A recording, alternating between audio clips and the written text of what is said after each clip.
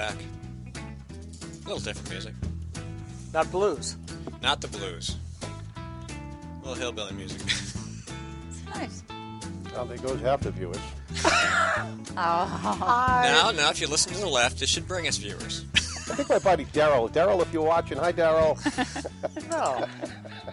Bluegrass, country, mix. Yeah, a lot of people. Rockabilly. Absolutely. Nothing I wrong like with that. Rock talk. Still wish I'd finished my banjo lessons. Thank you, Susan, for spending some time with us. So, Jane, Yes. you and I both mentioned this last week. And It was interesting when I read yours. I was like, oh, my God, I was thinking about the same thing in a different vein. Yeah. I have to tell you right on here, I just want to say sometimes I read your stuff, and it absolutely floors me how well done it is. oh, thank you. It happens a couple times a month, really, where I think I go, okay, who wrote this? And I go up. I mean, Skip, you're great, too. Don't get me wrong. I was going to But- say, not that I'm sorry. good. but everything It's not else, that good. you're only No, good no. once or twice a month. No, you know, Two or when three I say times a that, month, I'm really good. No. When I say that, you guys, you write all the time. There are times where something is, you just know in your gut that you nailed that sucker. And you can't do it every time because it doesn't work that way. It But doesn't. If we wrote less, we could. yeah, you're right. Exactly. But this last one that you wrote, I was trying to write mine on the same cycle that you wrote yours, and I thought, oh my God, that was brilliant. I mean, really, you're a brilliant writer. Well, thank you. What the heck? I'm feeling humbled. Well, thanks. humbled. What are you doing here? What am I doing here? I'm Hey, working I want my him to way. stick around for a long time. I'm working my way up. Oh my. Well, hurry up, man. Well- You're getting old. I am getting He old. isn't. He wrote a great piece about the budget.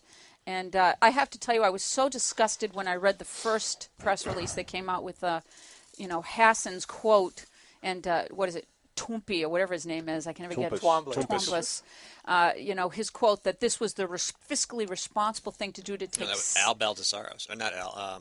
Please. Lou D'Alessandro. Yeah.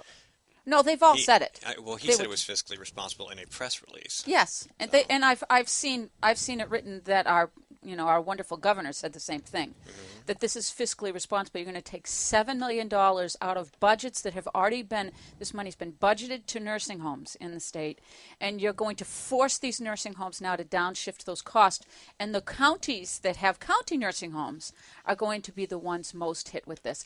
How dare they? And How this is the dare they? downstreaming that the guy was talking about. The article is Governor Medicaid Maggie Hassan tosses most vulnerable under the budget bus. If you want to go look for it, apparently it's pretty awesome. It's an awesome one. It is. It is. So.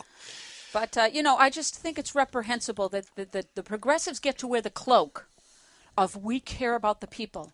And yet, again and again, the policies that they put in there hurt the people. All right, She let's say that cut money for the elderly, downstreaming costs on Beginning stages of euthanasia. Yeah, and then Terrible. Right. and then she also cut money for the mental health patients, which for people who've been paying attention for years, the Democrats, whenever Republicans are talking about the budget, they always march some mental health patients in and make a big deal. But if you Always. look at the history of the way Democrats have run things, they never fund mental health. They always cut it, they push it, they kick the can down the road, and then the Republicans fund it, and there's no noise. There's nothing happens. Nobody says anything. And then Governor,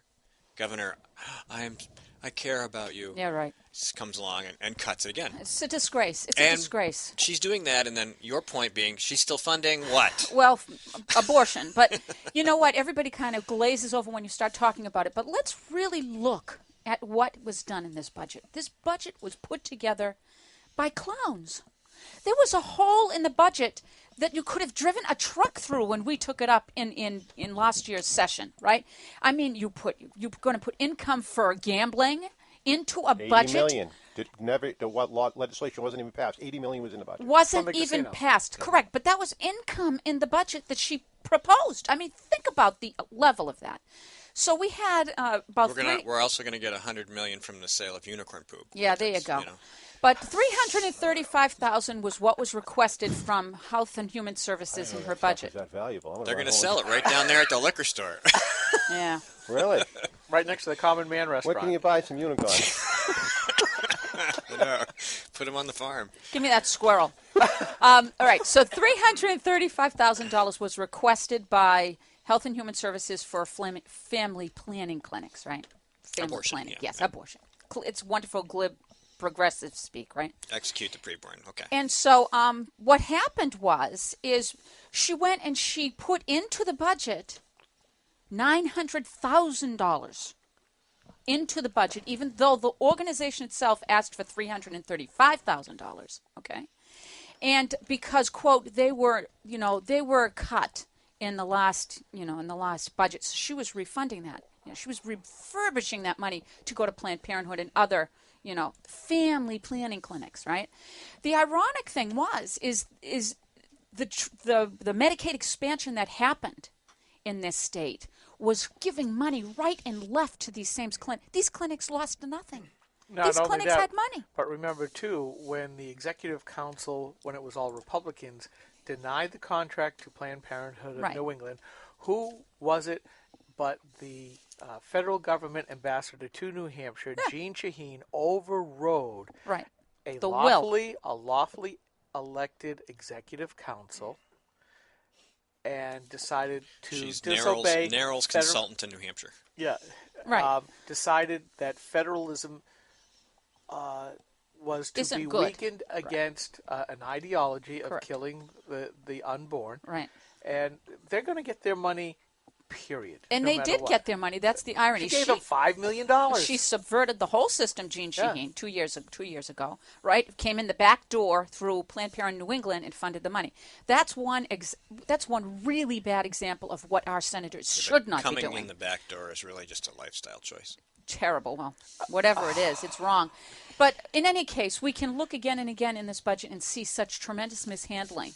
And the mishandling here of these funds. So now we're going to cut $7 million from our really the most vulnerable. Is there? I don't know about you guys, but to me, when you're in a nursing home, that's about as vulnerable as we get as human beings. I don't know if that's a situation that any of us are going to feel really good about, right?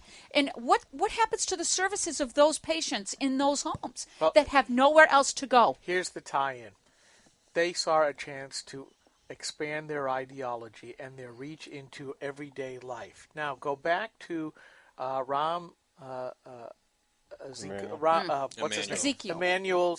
Ezekiel. Emmanuel. Yeah. Emmanuel. Instead of Rahm Emanuel's. And Ezekiel. Rahm Emanuel's brother. Correct. Yes.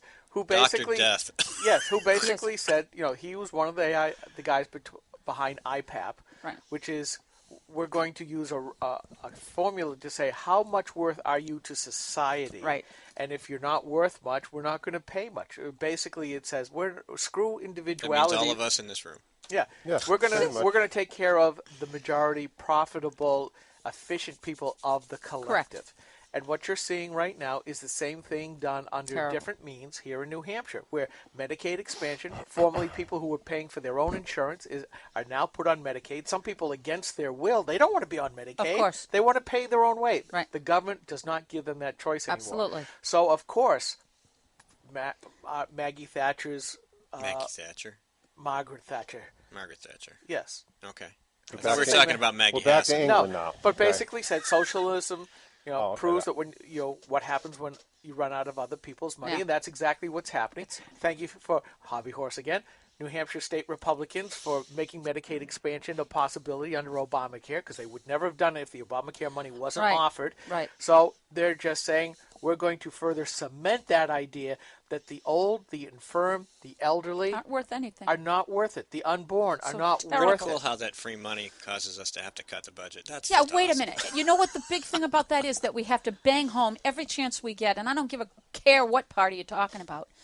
One of the major reasons why this budget is in such default were the startup costs for Medicaid expansion here in New Hampshire. The startup costs that our state had to take. So, you know what? Anybody that promoted that, we should be banging, we should be, hitting the bell as hard and fast as we can. Every time I can. Terrible, terrible, terrible, terrible. And all those Maggie poor people. got a letter from a prince in Zimbabwe. Yeah. She said, that's okay. The New Hampshire taxpayers will pony up the money, and then our ship will come in. Yeah. Well, that is the problem, though. They start the program, and just like Obamacare, how do you take it away? We saw certainly Walt Havenstein go from, yes, I'll veto it, to, well, we have to make it work. Right. And Right. because, Awful. I mean, that's just the way it is. People just don't get the sense of, as you said, when we operated under constitutional values and strictures, we did extremely well. Progressives have now morphed government to what it's only supposed to do to what it should be doing, from a negative set of liberty to a positive, we have to do this. All right, we're coming back in the next segment for 15 or 20 minutes with Scott Wilson from the Connecticut Citizens Defense League to talk about the Sandy Hook 2 report. Steve, Skip, Guy, and Jane will be right back. Senator Jeanne Shaheen said, if you like your current health plan, you can keep it. That's not true, Senator. 22,000 New Hampshire citizens have been kicked off their insurance plans. Hospitals in Rochester, Concord, and Portsmouth, they aren't allowed to provide care under the exchange. Senator, you were wrong in your comments. You should apologize for your misleading remarks. I'm calling Senator Shaheen at 750-3004 and telling her I want my doctor back. You should too. Paid for by saberpac.org, not authorized by any candidate or candidate committee. We are struggling. Rising healthcare costs are part of the problem. Senator Jeanne Shaheen helped create this mess we're in. As a state senator, her bill chased 21 insurers out of our state. It reduced our choices, raised prices for New Hampshire families, and when Jeanne Shaheen supported Obamacare, it limited access to 10 of our 26 hospitals, reducing our choices again. Tell Jeanne Shaheen she's made healthcare worse. Few things are as important as finding the right doctor. And under Obamacare, that's harder than ever. Over a third of our hospitals no longer available. Our doctors no longer covered. Fewer choices, longer drives. No state has been harder hit than us. And even after watching it impact New Hampshire, Congresswoman Ann Custer still supports it. Call Ann Custer. Tell her Obamacare isn't working for New Hampshire. This is a coalition of New Hampshire taxpayers. We're located at 8 North Main in Concord, New Hampshire. This is the repository for all things conservative and municipal. So if you have a problem in your town, your school, your budget committee, the right to know law, and now at the top of our list is voter fraud. You have a tip for us, some information for us, you want to join or help us out, cnht.org.